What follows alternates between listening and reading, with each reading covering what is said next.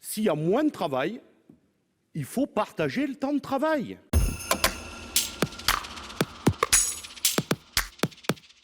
Moi, je veux pas rallonger les débats. Hein.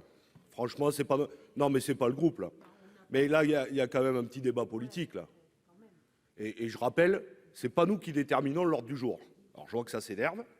Mais à l'Assemblée nationale, ils ont eu 3 semaines. Nous, on a 3 jours. Donc, non, mais je dis ça, c'est le gouvernement qui détermine l'ordre du jour. Et là, quand même, on parle du plan de relance en faveur des jeunes, entre 700 000 et 900 000 jeunes qui vont arriver sur le marché du travail en septembre. Je pense qu'on peut prendre 3-4 minutes pour avoir un débat entre nous sur le milliard d'euros.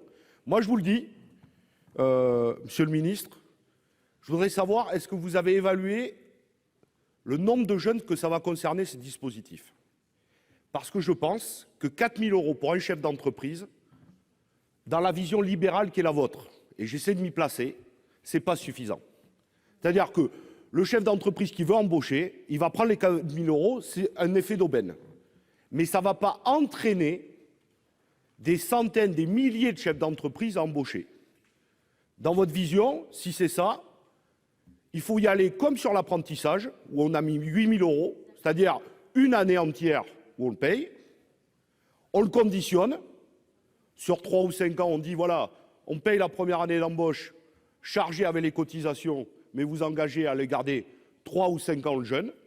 Donc là, il y a une vraie question, c'est pas 4 000, c'est entre 22 et 24 000 euros qu'il faut.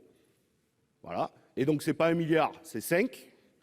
Ou alors, ce que nous défendons, nous pensons qu'il y a une autre voie possible. Par exemple, s'il y a moins de travail, il faut partager le temps de travail. Philippe Martinez a dit, si on va vers 32 heures, c'est 4,5 millions d'emplois de créés. Ne vous offusquez pas, ne vous offusquez pas. Qu'est-ce qu'il y a? La CGT, c'est un syndicat, un très grand syndicat. Moi, j'écoute ce que dit Geoffroy Roux de Bézieux, j'écoute les autres syndicalistes. Il n'est pas discrédité.